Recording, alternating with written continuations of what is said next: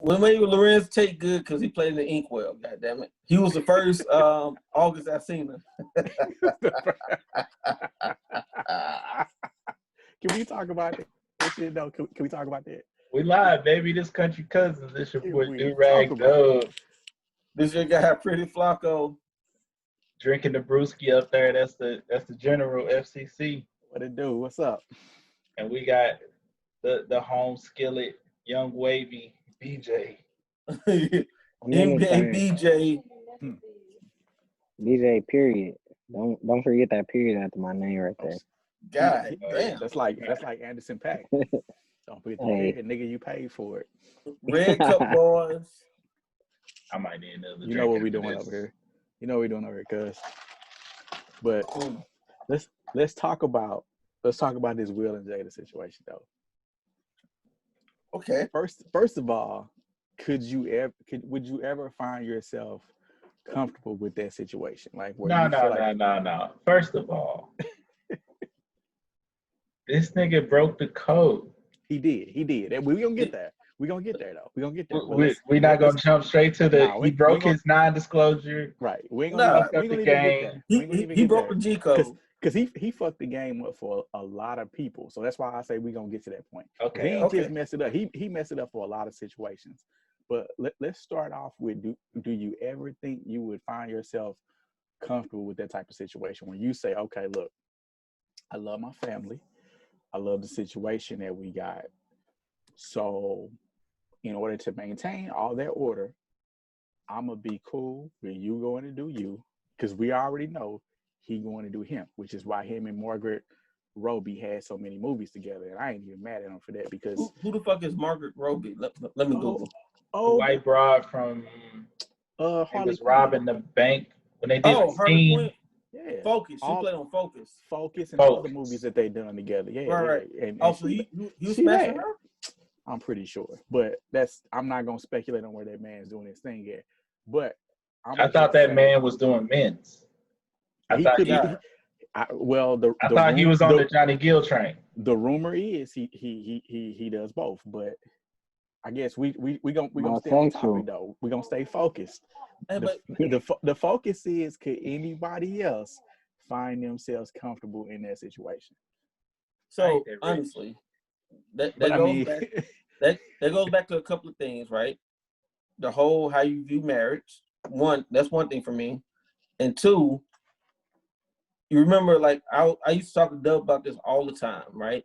I used to tell him I never want to make more than a certain amount of money a year, right? Because when you get to that upper echelon, you really dealing with evil people and people with no morals, right? So therefore, I don't necessarily agree with that. You price yourself out of normalcy. You do price yourself out of normalcy. That is true. That is true. So that's what I'm saying. Like, bro, in normal life, that's not gonna happen. That's not gonna happen to everyday Joe. Everyday Joe would not be presented with that. I disagree with that. Think about it. Think about up here, right? Think about up here. We have the yacht club, right? And it ain't nothing but a bunch of swingers. But you have to have access to that to be on that level. Absolutely. But you know why that is, though, right? That access is there because there is a stigma behind their activity. If their activity was not looked at in a certain way, there would be no need for access. If everyone accepted the fact that, okay, this is how we gonna run our marriage, this is how we gonna run our relationship, people wouldn't get no fucks. You wouldn't need that access. There's no yacht club in Utah because of Mormons. Right. Because of the religious moral obligation or the religious moral thought. Right. But so, your original question is, could any of us do it? Right. Could any of y'all feel Let's start there. Me personally, if I was married, no. Married, no. Married, they yours. Right. Girlfriend, multiple. Yeah. I agree with Flacco. Girlfriend, though? I mean, but if you ain't married. Because, I mean, it doesn't just stop there. I mean, at this point, it's just a live-in. If you have a live-in, are you comfortable with your live-in bringing a live-in and you bringing a live-in? Not like, so that whole situation make Will look like a sap. It doesn't, though. And only, first of all, I'm gonna only say, until his shit come out. Well, no, but I'm gonna say this, and for the record, I would not personally in my current situation, be good with that. In past situations, I wouldn't have really cared, to be honest with you. I'd have been good with it. And this is the reason why I also say that it doesn't make Will look bad, because I know regular everyday people who have the same type of accommodation. And the reason why is because they do not attach any feelings or any emotions to the act of sex at all. So we're not gonna talk about that nigga Will being purple pilled though. I don't know what that means. I'm old. I'm wild. What does that mean? Yeah, so purple pill be like, do your research, homie. Yeah, you understand female nature and you know that they gonna step out. So you might as well just go ahead and deal with it how you gonna deal with it. And Will like, yeah, man, hey, like Flacco said, you gotta do your research on that. You got the red pill, purple pill, blue pill. Definitely gotta read up on that, John. It's interesting to me. I've never heard that shit. Right. So does that apply to men as well? Because usually that's said towards men. Usually that's specifically men, bro. That's specifically men. So you got red pill men, blue pill men, purple pill men. Purple pill. The purple pill, the rational man. So that's essentially the belief that human nature says that you can't be with one person, essentially. In short, right? The too long didn't read version is that's essentially what it is. Okay. Along with some other shit. Is what I'm hearing from y'all. Or do I need to clearly I need to just go to Google. Because yeah, we can't give all the secrets away on the podcast, bro. Y'all might have some females that follow this, John. Wow. So now I got some homework to do because I've literally never heard of that. That's clearly alpha male strategies, bro. Yeah, alpha male strategies. You gotta go type in purple pill. Here, break all the pills down for you. Okay, yeah, this wasn't a quick read. This is some deep shit. Yeah. I see the link I found. Wow. Sure. Okay. All right. Yeah. So now that we've established that nobody's really comfortable with that situation, me personally, I would have in the past been comfortable with the situation. And I know people who are living that lifestyle and have been living that lifestyle for a very long time. And I say that it does not make him look a certain way simply because everyone does not attribute the same things to sex or whatever else. Some people just look at it as simply sex or whatever. I don't know. I didn't watch the August Alsina clip. I didn't watch it either. His hair was intimidating me. I didn't even recognize him. I had no idea who he even was until I actually saw other people post about it. He looked like a Beyonce backup dancer. That's what he looked like. Nigga, he like a new version of Raggedy Ann. That's what he looked like. God damn. I'm sorry, we're not using the N-word. He's Virgil now. I'm sorry, Virgil. No, Virgil, you got to keep it 2 Virgils. That's to keep it 100 now. I don't know, man. We got a Candace then. Maybe he was a Candace. He's a Candace. All right, I'm in agreement with that. He's a Candace. But he like, from what people saying, like he in love with her. This ain't just a strictly physical relationship. This was basically multiple husbands for her. Right. In their mind. And like you say, that's a weird dynamic that I don't know a lot of people that would be comfortable with, like the sharing aspect. Right. And I only know the sharing from a sexual aspect. I don't know about all that feelings and emotions. Like that's different. That's deeper. Because that's the reason why I say that now in my current situation, I wouldn't be good with that because I have those feelings and those emotions. And I'm like, nah, I'm selfish. Nigga, so you'll be a blue pill man. I guess. And most of us, like that's just a traditional, rational relationship. You know what I mean? The normal dating process. Am I right, B? So that's what you're right, bro. You're right. That's what most of us would be, right? So life in life is about experiences, right?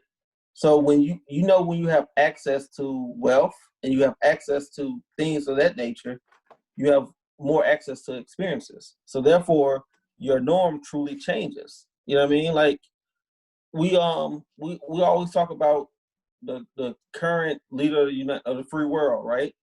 And he's tone deaf and things of that nature. But he's tone deaf to the common person. You know what I mean? So like, he's a bad example.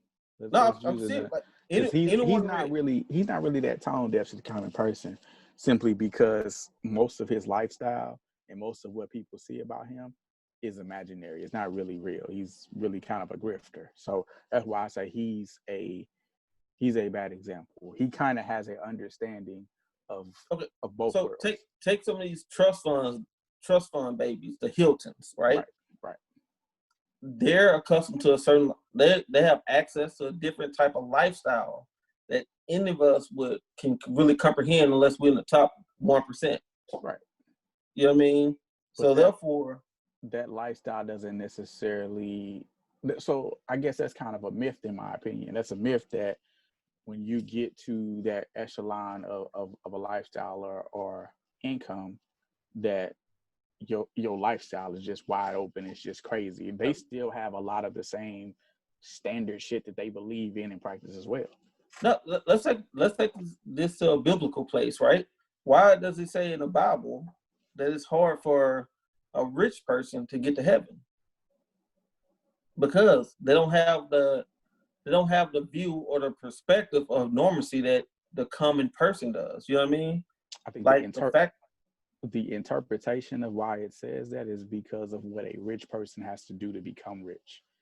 They do a lot of things that go against what is practiced in the Bible. It's not necessarily about their interpretation. It's about how they got rich. Essentially, man cannot become rich without fucking somebody else. Yes and no. That goes back to my point about the trust fund babies. You know what I mean? If I become a billionaire in my lifetime, right? Young Flocks, his kids. You know what I mean? They're not gonna understand. They don't know how they came into this money. They know their grandfather, their great grandfather, their great great grandfather was well off, right? But the only thing they do know is what they're accustomed to, right? And they're going to these places just like.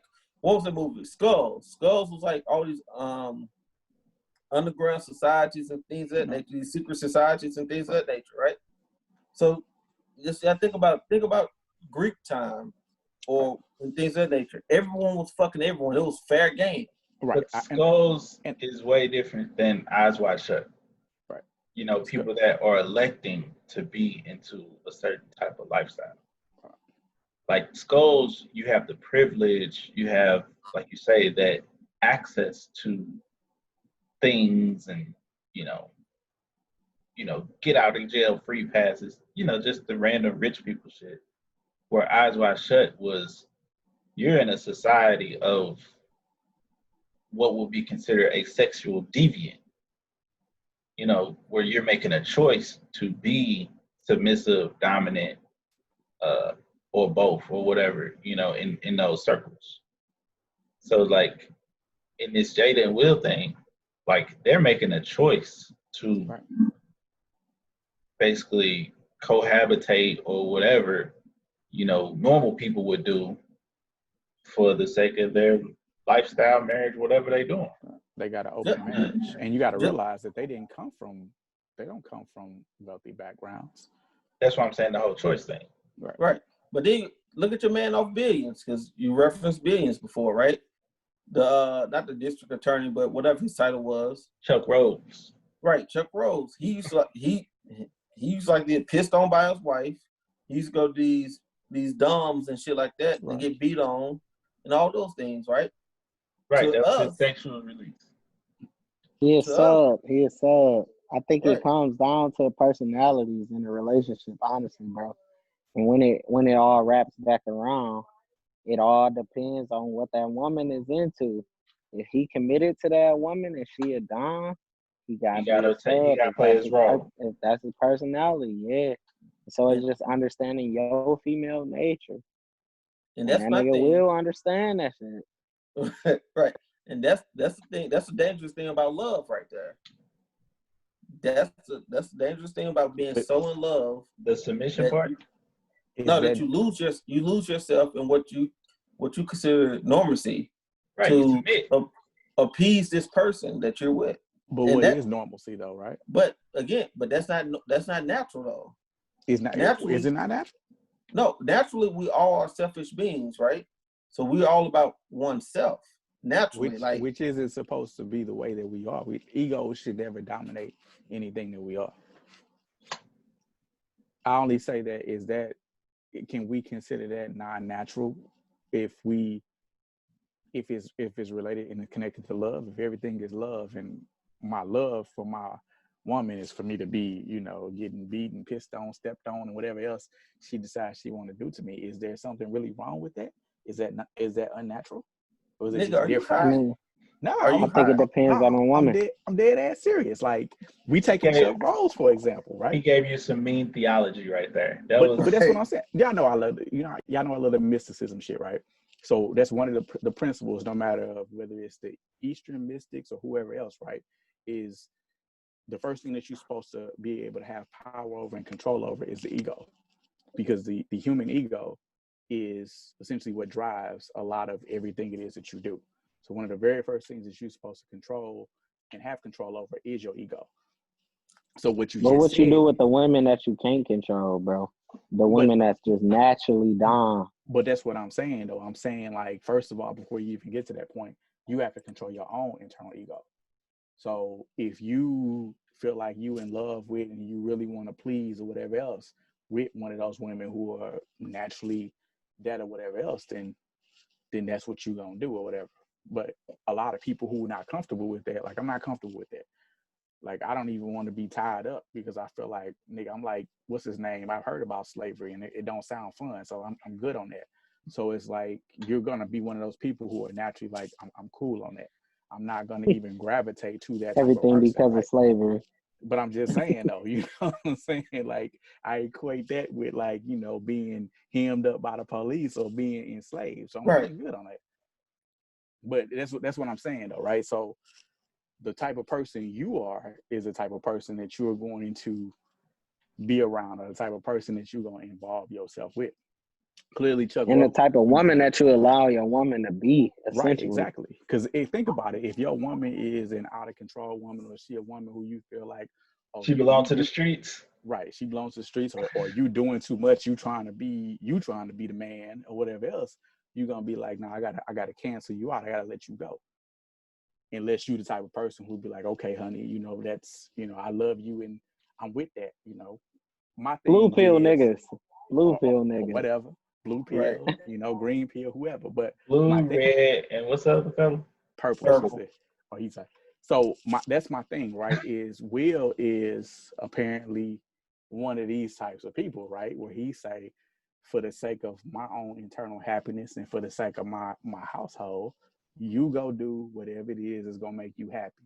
I'm gonna do whatever it is that make me happy, and we just gonna bring our happiness together. But we all knew that Will was a different breed when you look at his kids. Because they just let them do whatever they want to do. Yeah, their kids are. I don't necessarily want to label them as forward thinkers, but they're just spacious. They're not free thinkers. Thank you. They're free thinkers, right? They are children who have been allowed to go with whatever. So your kid want to eat paste. They said, you know what, you go ahead and eat paste and do what it is you want to do. Grow up later. Right. And that's the funny thing about it. So I watched the interview that Neil deGrasse Tyson did or whatever else. And his philosophy on raising kids is kind of the same thing, because he say we stunt kids' imagination because we immediately start killing their natural curiosity, their natural inclination to experiment. We tell them no too much. Right. He says, essentially, if you got a little small child who crawls around or whatever else, and they see a cup and they want to try to pick that cup up, that they can't pick that cup up, that it's too heavy for them, they're going to spill it. So you tell them, no, don't do that or whatever else. But his philosophy was, in a deal he made with his wife, is, I'll clean it up, I'll be responsible. But he allowed his kids to do stuff like that. So his little small child crawling around, get to a cup, get to some paint or whatever else, he know as they interact with that, they going to make a mess, knock it over, whatever else. And his thing was, you're supposed to allow that because that continues to keep that natural inclination to experiment. You don't suppress that. You don't kill that. That's what drives that intelligence and everything else. Look, I watched some as smart as FCC. I feel good about myself today. But I had that. Hey, and it's going to D Wade and Gabrielle Union. How they raising their son or their daughter. You just gotta allow people to be whoever they want to be. That's what it all boils down to. It's just allowing people to be whatever they want to be, man. With that, like, I just feel sexuality shouldn't be adjusted at 10. Like, I agree. That's all I have on that, but that's their child. I don't care fuck what nobody do with their child. Just don't do that shit with mine. But yeah, like, even for you, if your child came to you and was like, "Hey, this is what I'm trying to do," at 10, but see, that's the problem though, right? At 10, so that's the thing. A child you does you not said, have the mental capacity to understand what they want to do. You said you started having feelings in 8th grade. Seriously, like 8th grade. My son in 8th grade, 14. He'll be 14. Yeah. Like 14. He hit puberty. You know, you kind of figuring it out, but you still kind of need a couple reassurances. 16, yeah, I think 16, 17, 18, you kind of know where you at, you know. Yeah, I think it just depends on the person, you know. Zaya Wade was exposed to a lot, and just being in that capacity that she was in, it was just like, hey, I ain't really too much feeling that. So I mean, I feel like I would allow the same capacity for my kids, just because you understand that feeling of suppression, that feeling of being oppressed. That's a different type of feeling that people who aren't oppressed in that area, they don't understand that.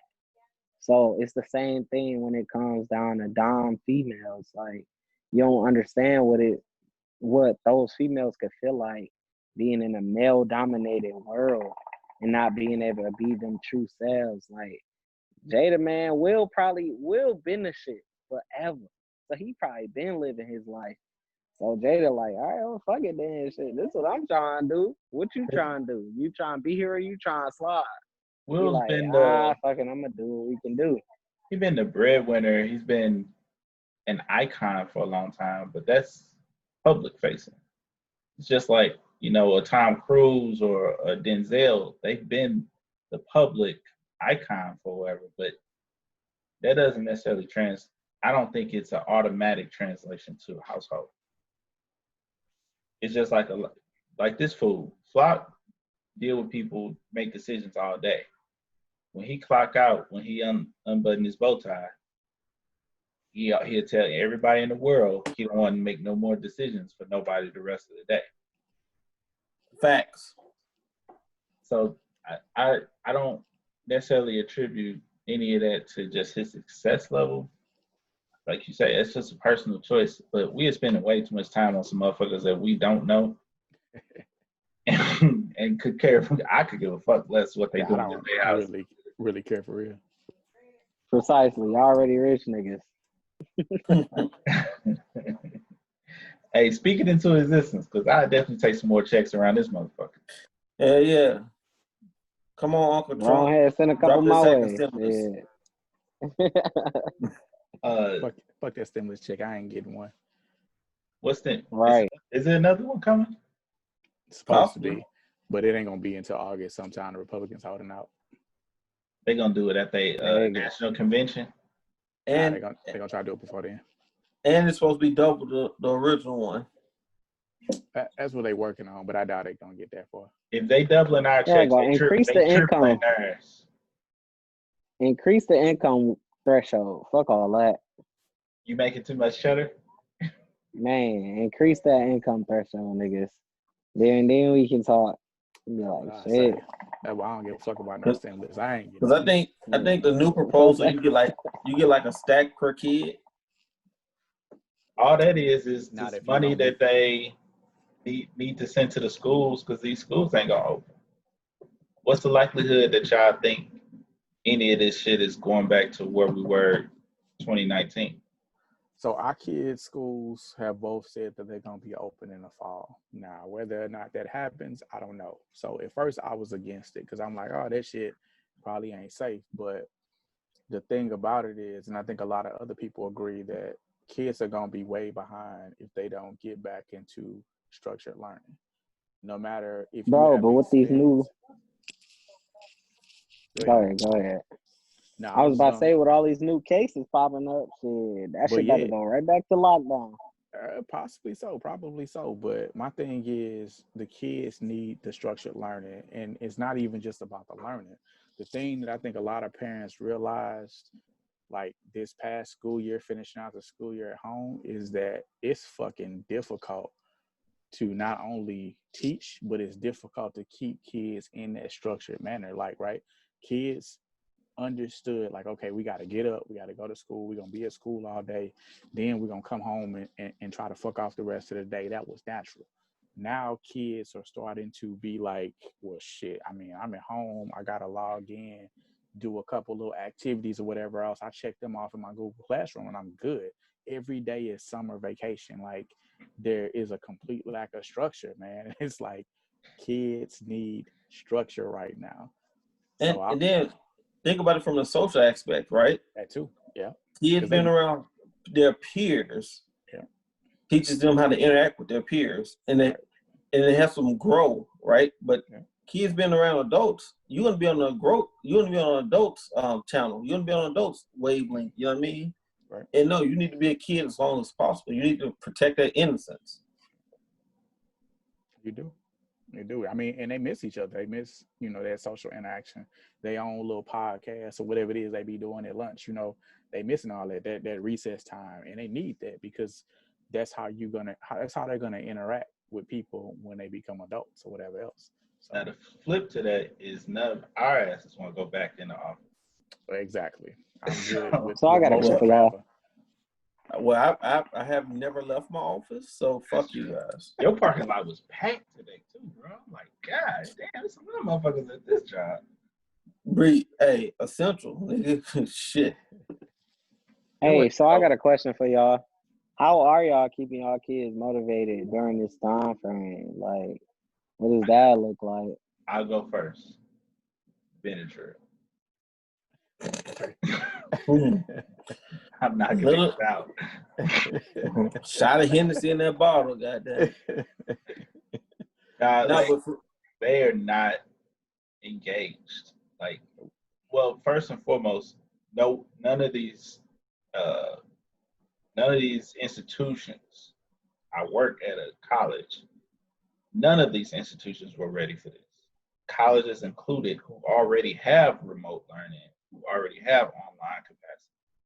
Nobody was prepared for this, right? Mm-hmm. So I know, like FCC said, we get notes already about what they're trying to do with the school year. And because checking the Google Classroom stuff was, so minuscule to them that they were like, this ain't even school. Now they're trying to move it to a point of straight up Zoom learning. So like Zoom meetings where they're conducting class basically the whole day instead of a check-in in the morning, a check-in, in the afternoon type deal. So maybe that time that they've had to adjust to where we at, and figure out how to move all this stuff digitally will make online learning better. But my children were so like ready for the shit just to be over because they felt it was pointless. Right. And my kids were very social, so it was killing them not to be able to socialize. Go ahead, Fly. I got 2 socials and 1 not. The 2 socials were dying. I mean, even today, they just, we gotta wear masks tomorrow in public? Oh my God. Oh. But then, my son, shit, he felt like Kemba Walker said the other day. He said, I'm rich with no kids and I'm in the house anyway. Right. That's my child. But then also you gotta think about it from the parents' perspective, right? This is impacting livelihoods. Like, you can't go to, now you have to make the decision, okay, am I gonna be a stay-at-home parent to teach and educate my child, or am I gonna be the breadwinner and provide for my child, right? Because you have to think about that, the unemployment, the extra $600 is about to go away. It's 2 phases. Mid-July, and by July 31st, it'll be discontinued. Right. So therefore, now you have to make a choice. It's not an easy choice. Now you got to make a choice of, oh, am I going to provide for this child? You know what I mean? Like, think about Maslow hierarchy of needs, right? The very base of that, you know, or am I going to invest in my child to make sure they're successful, but we're going to be living in poverty? But even like you said, it's no coincidence the shit runs out July 31st. They want them schools to reopen. Like they need the income and everything that goes along with the business of education to get back rolling.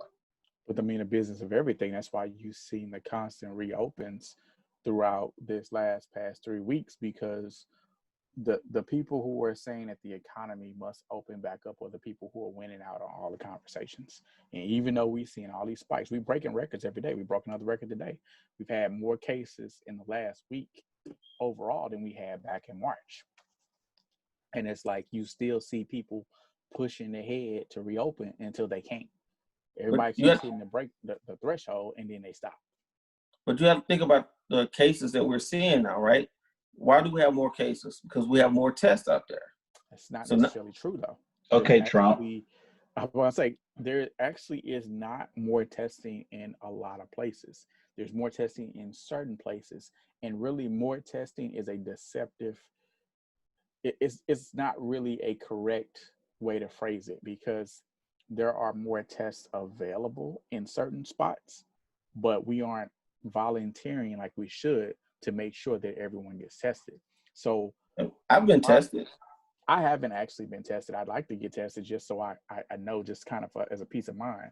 But they got drive-through testing everywhere. Yeah, but the problem is people have been sitting for like 9 hours, 10 hours in drive-through waiting on a test.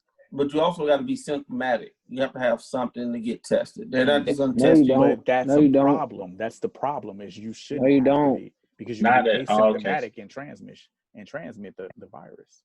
Nah, so you can pull up. If you come over here, I haven't seen a line yet at all the spots over here. I might have to come over just so I can get tested, because I got two urban leagues right here too. Oh well, that's true. That's a good point. Hey, but even if you go to Tower Grove South, you don't gotta wait in no line. I went and got tested on Wednesday. Yeah, I don't got no symptoms, but they still took me. Did the little up your nose, little John, whatever. Right. And they're supposed to. And everyone should get tested regardless of if you have symptoms. That's the big reason why this is being spread. But guess what, though? And this is just me. Testing is pointless, because when you get tested, it's just a snapshot in time. Right? That's why you have to continue to get retested. And that's why I was going to say, the old lady, she got 2 people in her family who have recently tested positive. And the first one tested negative in her first test, but she had the common sense, because she used to be a nurse, to 48 hours later go back and get retested, and then she tested positive. And that's the thing that people need to understand, is you can't just get tested once and be like, oh, I'm good. Testing has to be continual. It can't just be enough tests for everybody to get tested once and then we say, okay, we good with testing. It has to be a continual process. It's like Flacco on your STD test. Sometimes this shit don't show up for a couple months. Hey, man, fuck all that testing, man. Where is the cure? But are you going to take that shit? Do you feel confident enough? I mean, I don't get the flu shot. Neither do I. So I'm not taking some shit that y'all done rushed and crammed in the last like 7 or 8 months. I'm taking that shit first. I'm going to let y'all take that shit. See if you start growing arms and losing toes and shit like that before. I'm taking that. So, right. Go ahead and let them niggas take it first. And that's the thing, though. That's the thing with this whole pandemic, right? So, like, you got to think, first, the tests are expensive as fuck, right? And they shouldn't be. I get it. I agree with you on that. The tests are expensive as fuck, because it's like where my facility, we the government, the state, paid for all our tests, right? But we still had to pay the labs. So the standard test is like $275. So if we're gonna do this every whatever interval you want to put it on, like once a week, every quarter, something like that. Who has that type of funding to be able to afford that? 2, This is just natural evolution, though. You got to think about it. Let's think about it, right? In natural evolution, we've always had these illnesses and things of that nature, right? The sickness, right? And it always takes out the individuals that has, like, what's the biggest thing with COVID? All these underlying health issues, high blood pressure, all this and third, right? So in the history of mankind, we always had these waves, and only the strong survive. Like, I'm not trying to sound like insensitive or anything, but if you like, naturally our bodies can fight off whatever that comes to us naturally. But I just find it ironic that they say this stemmed from China, right? And this small place in China, right? When a guy did something to a bat, whatever. Nah, this shit escaped the lab, man. This shit is exactly. But it's not a conspiracy though. It's because we test, other countries test infectious diseases and other things in labs all the time. Somebody was testing this fucking disease in a lab, not under no like conspiracy theory type of like circumstances, just a natural general testing that we do in testing infectious diseases and viral diseases, and the shit ended up getting out. And it ended up, but the difference between like what you just said with like through time, through man's history or whatever else, and I'm gonna go back to some like mystical shit on y'all. So the thing that's different about this, first of all, this is the earth pretty much correcting itself. If we believe that this is truly a natural, if we truly believe that this virus that was being studied or whatever else is a natural born virus, this is the earth correcting itself. Because we noticed everything that happened when we was on lockdown. We started noticing that the earth was flourishing. Pollution was going down, whole bunch of other shit. Animals that people ain't seen in decades coming back out. Is a self-correction. But we have a certain level of technology to where we can fight back against nature. So what I'm thinking is going to happen is that hurricane season is going to be terrible. Winter is going to be terrible because the earth says, okay, well, shit, I didn't try to get rid of you fucking parasites. I haven't been able to get rid of you. So now let me turn it up a couple notches to get rid of you. Okay, so you saying Thanos is gonna come out and do this? Half of us is gonna go away. You're gonna get the Infinity Stone. What he's saying is, this is Jumanji. We only on level 3. We ain't even reached M. Bison yet. From Jumanji to Street Fighter. Well, Jumanji, we ain't got the dogs chasing us like the little wolves. I'm with FCC on this. Selection. You started with the natural selection, and I agree with that, but you got to take it a step further. Okay. This is the step further is that the earth is doing this or whatever else. Your conspiracy theory forgot to say that this was just a ploy for population control, which is the dumbest thing I've ever heard, because this is not how you want to control population. You don't want to. Population control is targeted. This ain't targeted. This is just. I have a question though. Why does Bill Gates have a patent on the vaccine for COVID-19? Bill Gates has a patent because white people and major corporations have always used the continent of Africa as a test. Melanated people have always been used as a test. We have natural resiliency in other biological things that makes us good test subjects in their eyes. They don't want to admit this, but it's really the truth. And it's easy for them to get away with because they can always dress it up as in, we have to keep these people vaccinated, because otherwise, if we allow diseases to overrun them, they're going to overrun the population of the world, which is bullshit. Because how many people are traveling to go see the tribes in Sub-Saharan Africa? Right. Like, only people who are going there are the white people and the doctors who are going to administer and do all this testing. Or the motherfuckers that go to kill live game, elephants and white tusks, all this other bullshit.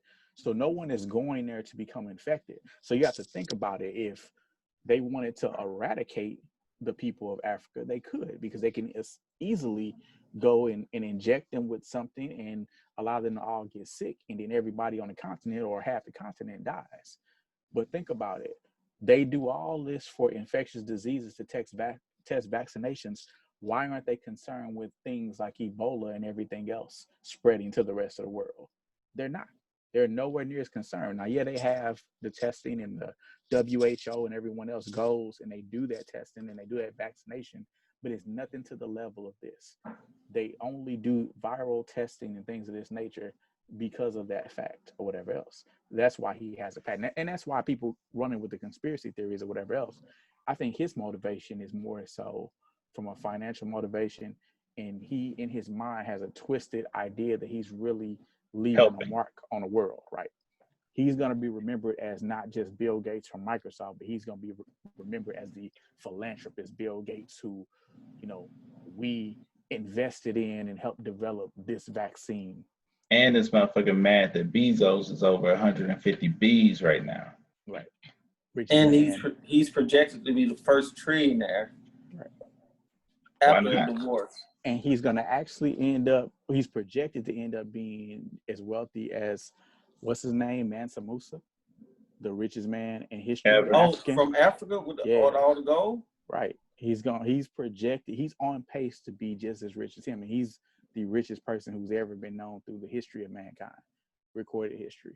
But the other part about what FCC was talking about us with the basically Bill Gates vaccinating Africa, that's another reason why they say the cure isn't being fast tracked, is because we don't have enough test dummies to try the vaccine on. You know, Black melanated people have always had a higher percentage of O positive, O blood, which they say is basically a higher immune to this virus. And I live with 2 people who got O positive. So another tidbit, I just wanted to try to show I was like 10% as smart as FCC. Hilarious. Hey, put them glasses back on, bro. You look like a Ninja Turtle. Hey, shut up. God, that nigga FCC was talking his shit just then, you know. I'm like, yo, that was a whole different level on top of the shit niggas didn't even think about. Hey, I'm trying to be cool like y'all. He a national treasure, man. We gotta protect him. We out here protecting him like Yeezy is trying to boost these Gap sales. This nigga Yeezy. I actually put a couple options called on Gap just because of that, but they stock ain't moving up. People ain't excited about it, not from a financial standpoint. It ain't really moved. It moved during the announcement, but it ain't really moved after that. Yeah, it's been kind of stagnant since then. Once he dropped, though, it's gonna boom. Yeah, when he drop, it's gonna be that short term increase, but I don't think it's not a long term thing. But he got a 10-year deal, so it depends. I mean, what you think about, like, this is not the first time, this is not the first floor where a big name tried to invest in something like this, right? You about to laugh at me. Stubbs is gonna laugh at me when I say when I say Stephon Marbury with his shoe line, Shaq with his shoe line through Walmart. Not the first time. I mean, the difference is he's known for fashion. Right, he's a trendsetter. So this is I see it as maybe him coming back to earth and saying, you know what, I want to make my hobo chic line affordable for more people. Like, I want to see more people with my stuff on. It's an ego move, you know, because he's priced himself out, or, you know, the retailers and the resellers. Shoe God over here, BJ, no, the resellers and price Yeezys and all these other things out the game. These are the off-whites. I need the Red Octobers, though, bro. I still need those in my life. You and everybody else. Good luck. Drop 10 grand somewhere. Yeah, unless you're trying to really drop something, get them. Or go Jack Diddy. Right. You know he got some. He do. Matter of fact, he got married. That's the shoe he wore when he got married. Why am I not surprised? Me and him actually just had a good conversation about that, though, specifically about the kicks, because I'm like, you're sitting on an investment, but you're sitting on knowledge that could actually really bring you some extra money right now. Because, you know, I love the kicks, but I'm not as in tune with the culture like that to understand the trends and, like, you know, the resale value and everything else. Because clearly I completely underestimated the market when it came to my spoons, because I'm not dropping 1,500 for them. But when somebody find this man some Sean Witherspoons, bruh, like 10 and a half, 10 and a half. God bless anybody. I'll pay the 8. I'll do 8. I'll even drop 8. I'll go so far as dropping 7 or 8. But I can't do over a stack, man. It's like when I see that, that's Tesla stock to me, man. Like I could buy something I know that's gonna appreciate. I can't spend that much on the Witherspoons. But if somebody can find me some 7 or 8, I'll drop the 7 or 8 on. Damn. Man, hey, but going back to that Yeezy conversation, man, I ain't fuck with that nigga. That nigga tripping. These new shoes that he been coming out with, trash, bro. I mean, all the Yeezys are trash for the most part, though. I mean, let's be honest. Except for the Red Octobers. There's a couple of them that are. I fucked with the 350 Boost, but that was it. Some of them was cool. But I mean, to be honest with you, the styling on them has never really been all that great. But I mean, he's a tastemaker, man. He's the definition of tastemaker. Like, because I say so, this is hot. And I feel like Travis Scott is getting to that level, but I don't really like most of the stuff that Travis Scott drops. But because he say so and his name is on it, niggas is going crazy for it. It's everywhere. Or I'm sorry, Candace is going crazy for it. It's everywhere. So, you know, I mean, I don't know, man. But I think he's gonna definitely increase Gap stock. I mean, overall. But with T. Scott, he got Jenner behind him. He has that machine behind him. But he's not even that. I mean, she ain't responsible for his Nike deal. He's responsible for his Nike deal. I think what he's saying is just his association, right, has put him in a different market, just like Kanye. I mean, that's possible, but you know, they shitted on her. Said she's not really worth as much money as you know they claimed that she was. Said that was really all kind of paper, smoke and mirrors type of shit. But Kylie or Kim? Kylie. Well, they saying Kim approaching $1 billion. I don't think those are not real numbers. I mean, they got bread because, you know, they got a bunch of different businesses. That's the funny thing about them, though, right? If you follow them and you look, they always hawking, you know, something different. You know, she got the little underwear line or whatever it is. Kylie got the makeup situation or whatever. And I'm sure that shit is like millions of dollars. They multi-millionaires. But, you know, it's a different category. Yeah, it's estimated value. Like Twitter is worth billions of dollars, but Twitter doesn't actually have any products, right? It's you know, it's speculation. So the billion shit is speculation. It's advertisement value, right? Basically. I mean, it's speculation value. It's kind of like Ye's $3 billion, right? Ye probably is really realistically liquid, worth maybe 500 million, maybe. Luckily 400, but $3 billion, nah, that's speculation money. That's speculation based off of, you know, if he decides to release 2 more lines of Yeezys, what they gonna do type of deal, type of money. Projected sales. Right. So I have a speculation. Dr. Dre's wife will come up missing. Nah, he's just gonna pay her the fuck out. He's gonna cash her out. She's not gonna get $500 million. I guarantee you that. Bro, they said he's in California. They said he's worth 800. They said he's worth 800, and they said due to his earning potential, she got to get 60% of that. And that's California state law, right? But he gonna sit down with her and have a strong conversation or something like that. There's gonna be some threats involved. Might be some physical situation. And she gonna walk away. Right. She gonna walk away with a couple $100 million. And they gonna call it a day. She not walking away with no 500 million, 400 million later for all that. He not gonna let that happen. I bring that up because I posted a couple times about prenups. Because I don't know how I got to the prenup shit, but this was the Dre part took me out because I mean I'm the only person that's paid for a divorce, and I'm nowhere near wealthy. But just the level of money you pay out in a divorce is ungodly, just through courts and litigation, and then just the whole splitting of assets. So, would you encourage / get a prenup in y'all situations? 100%. Yeah, I'm behind it because honestly, it's not about I think culturally, Black people is one of the last cultures that marries for love. You know what I mean? That, oh, I love this person, I'm gonna marry this person.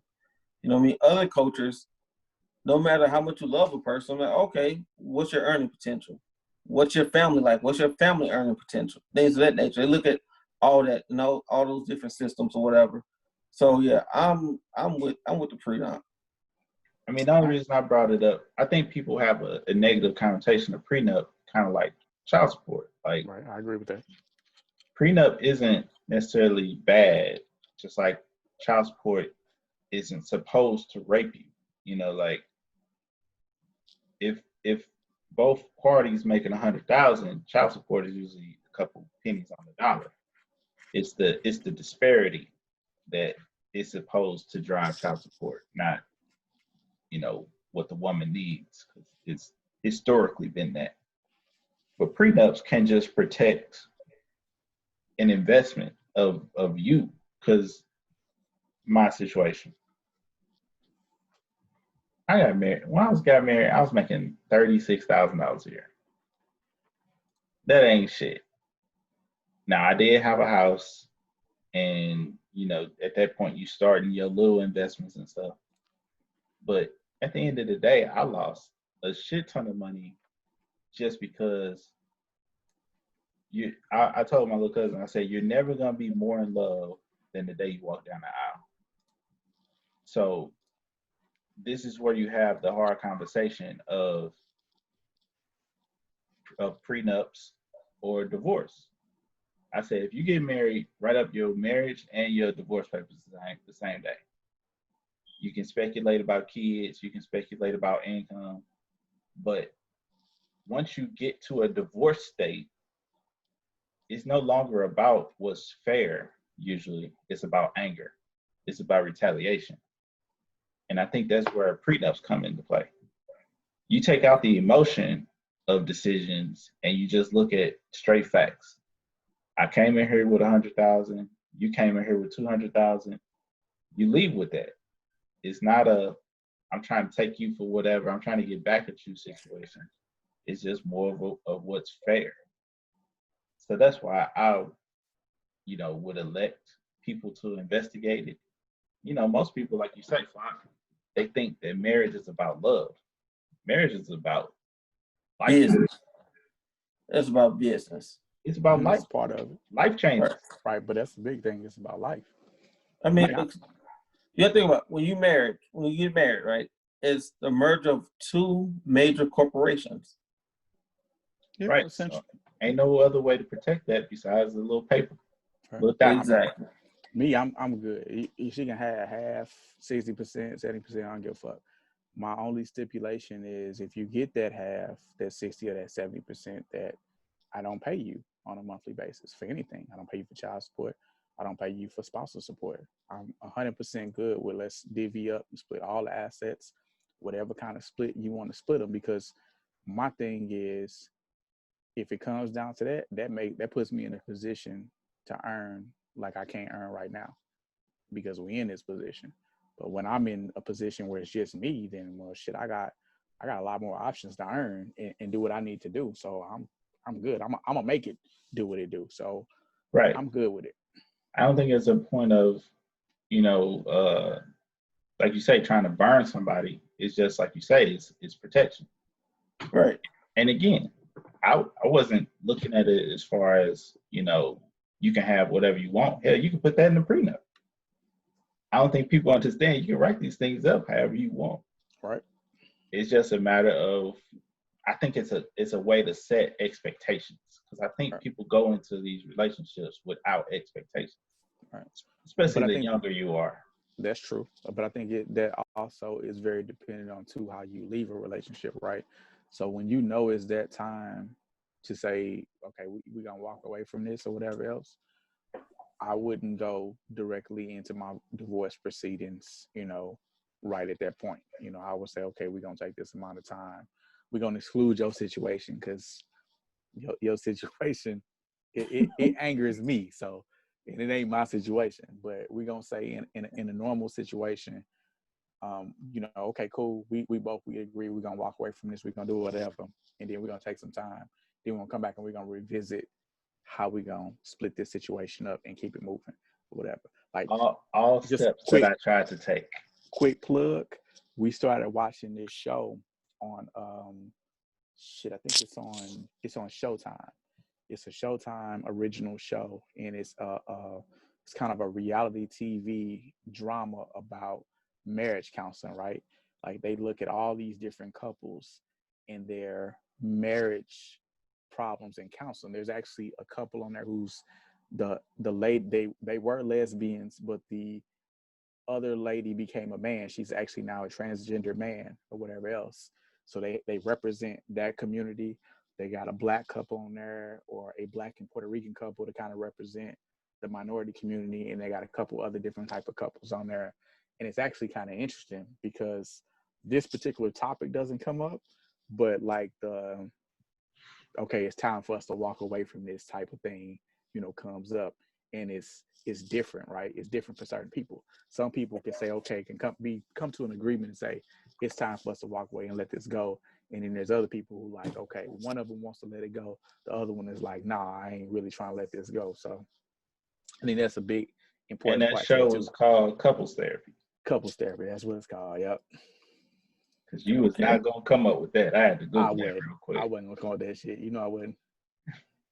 I might check that out. It's actually a pretty interesting show to watch with your significant other, or watch with your situation. I'm looking at you, lower right corner here. Just for the conversation factor. Well, all my premium channels got canceled as of yesterday, so I won't be watching that. I somebody share their password for the app for you. I think that's a thing too, that like these stigmas we keep bringing up in the Black community of therapy. I think the discussions of prenups, therapy, talking about money. Like I think we grew up in these Black households where people shielded so much information, from the kids, and trying to make them kids, but at the same time it's like, look, you need to teach me about credit. You need to teach me about joint bank accounts. You need to teach me about these things that basically just happen when you get into life. Right, fucking love, and sharing your emotions and shit with somebody. Love versus lust. Right, you know what I'm saying? My parents have been married for going on 42 years now, and I know they asses should have been and went to some counseling, and they didn't. But they survived. But me and my old lady, before we got married, we went to counseling. It was rough. It was some days we walked up out of there. It's a good thing we took separate cars, because it was rough. But you need that honesty though, that you can't get with just saying we're gonna sit down and have a conversation. You're gonna need a mediator or somebody to push you and ask a tough question and be like, okay, well, your reaction to that was, kind of interesting, your reaction. Yeah, let's talk about that. Let's discuss that. And then they really get to the root of why you reacted like that. And then now, that didn't fuck the whole mood in the room up, but you getting that honesty out, right? So I think I'm gonna add an additional layer on top of that. Did y'all go to separate counseling where you talk through and work through things on your own?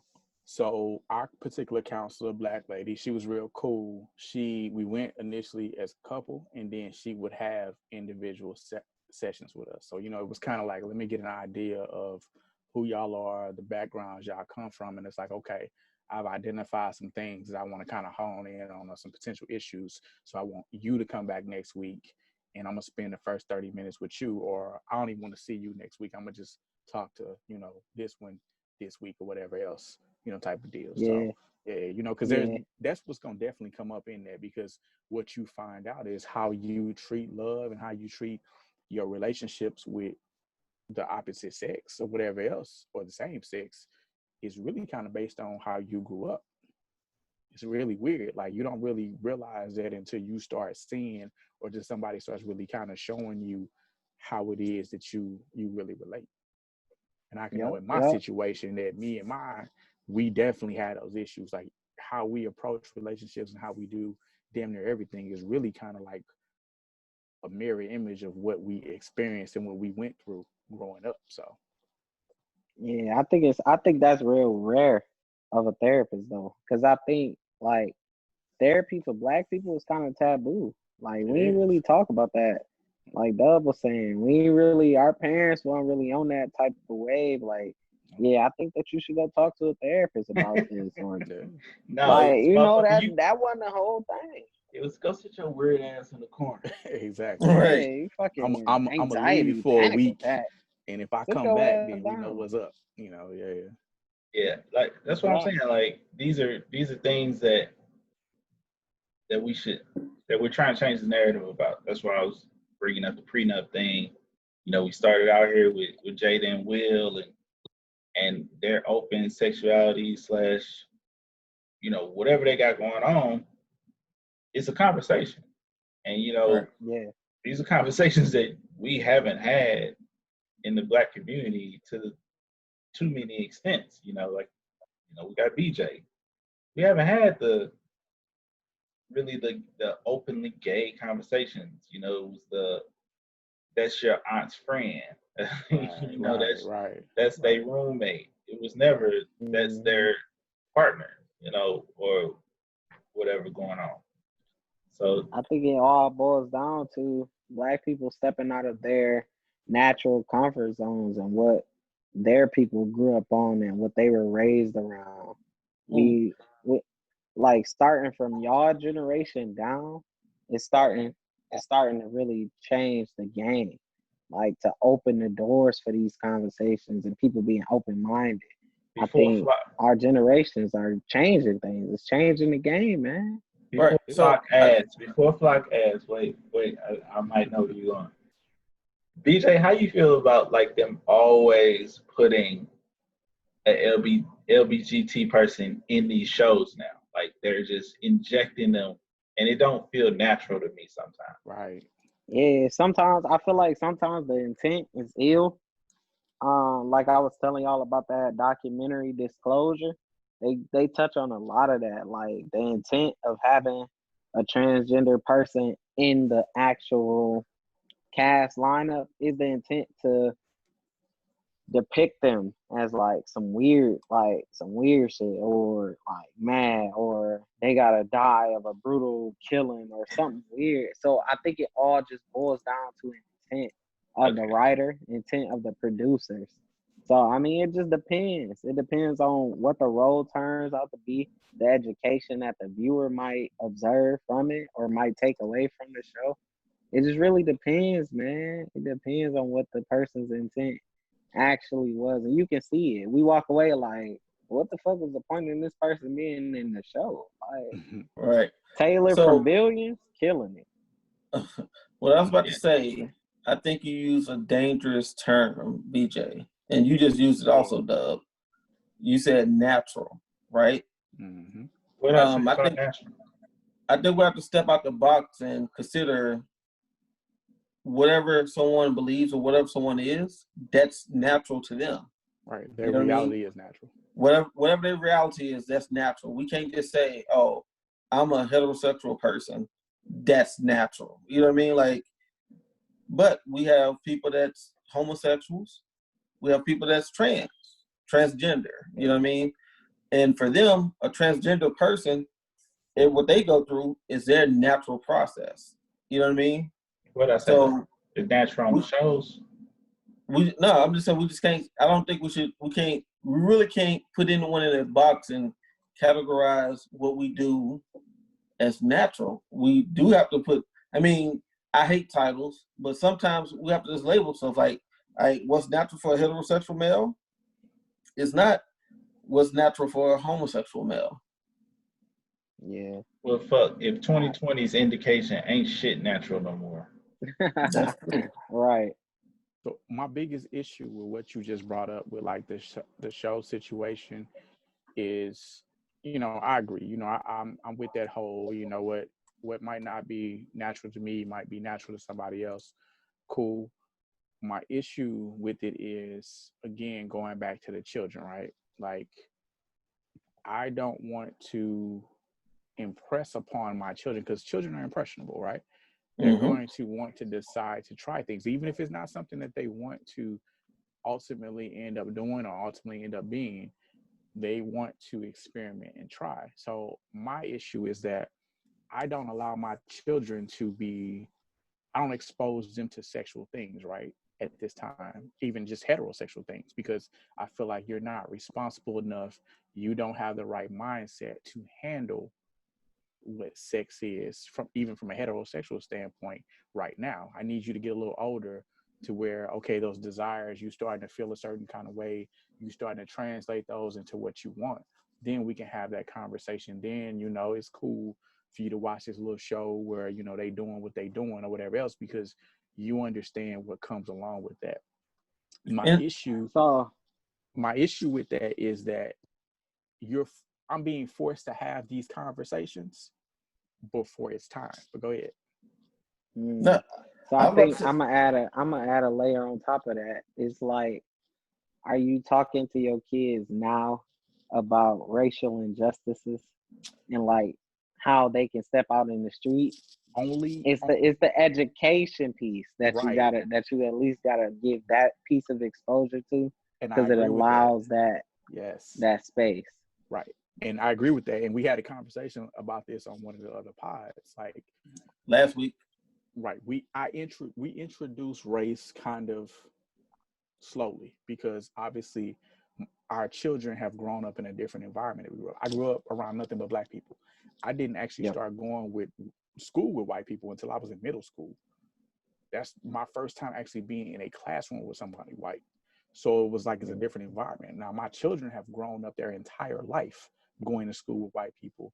They have white best friends and everything else. So if I try to sit down and be Malcolm X to them now, it's not going to have the same effect until they've experienced that, oh, this person called me a nigga and they didn't want to eat lunch with me, or they didn't want to play with me because I was a nigga. What does that mean? Like, there's different things. So I can't give them everything up front and expect them to understand and be able to process that.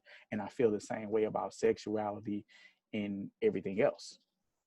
Yeah. Right, so it's just like, it's like everything with a kid. Like, you got a baby spoon, like feed it to them. You can't give it all to them at one time.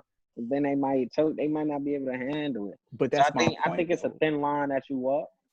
But that's my point with like a lot of the content that we get, right? Because the community wants to represent themselves. They want to be represented, right? But is there a point where you're going overboard with your representation, where you kind of pushing? Because now I'm forced to have this conversation if my 8 soon to be 9-year-old son sees 2 men, kissing on a TV show. Like immediately, right? Like, I think a lot of times, and I brought it up because a lot of times I feel like they're very sexualized. Also, like they usually don't have just a normal character arc. Like they're strictly there to show this is the new normal to an extent. Flock has something to say. Go and jump in there. Go ahead. Jump in. My bad. No, so it goes back to the point of everything being over sexualized. Just like, what's the purpose of Nickelodeon coming out to say, oh, SpongeBob is a gay character? Right. Who gives a fuck? It's a sponge. It's a fictional. No, so I'm saying it's a fictional character. Our kids know object. It's an object. Our kids know that it's a fucking sponge. They don't see a walking, talking sponge that live up under the sea every goddamn day. He does. You don't see this normal. Nothing in his life that is representative of the gay community at all. He just has a life, right? And I mean, I get that's probably their point. It's like, oh, well, gay people are normal and that's cool. But children don't make that. They don't make that distinction. They don't make that connection to say, oh, well, SpongeBob is gay, but he do regular stuff. They like, well, what's gay about SpongeBob? Is having a best friend named Patrick gay? Like, I mean, that's a starfish. Yeah, like that's too much to put on minds that are not developed to even think in that type of space. Think about when we grew up. Rocco's Modern Life. Rocco was a dog and Heifer was a goddamn cow. Yeah. Yeah. I think it all boils back down to like the conversations that your kid might bring to you. Because you can't, so we can try to filter the different things that they're exposed to outside of our households, but it all boils back down to them coming to you with the question like, hey, well, I don't really understand this piece. Right. It's like, well, I think it's time that we kind of discuss like this is what this is, and just giving that education behind it. Right. Like to have Exactly. providing that space for them to at least know about it. It's like how we were taught in school about like history and civil rights and all these different things. Like we were taught the white version of things, but as we grew up, like we understand it was whitewashed, and it's a lot of black history that we didn't necessarily know in all those stories that we were provided. So it's like you just providing that space for them to know. Like I just want to correct you on one thing. It wasn't black history. It was American history. American history. There you go. The problem is they don't want to acknowledge that this is who we are as a people, and we can wrap right here because they'll go on a whole other tangent. We're gonna talk about that next week on this thing we call Country Cousins. But this was been in depth, and we done hit some good shit between the economy, fucking viruses, sexuality, lifestyle choices. Don't wrap it up. It's too hot outside. No condoms, no masks. No condoms, no masks, no socks. It's everything. Be equal opportunity catcher. We want to thank BJ Period for jumping in with us again. Don't forget BJ Dots. Represent. You ain't pay for it, but don't forget it. BJ Period. I ain't dead. He ain't gonna give out the social medias. You know, he don't want to be found just yet. But we got FCC. You know, I might get back on there for y'all. We got Ugly Flacco, and I'm your boy Do-Rag Dub. We out. Hulu has live sports.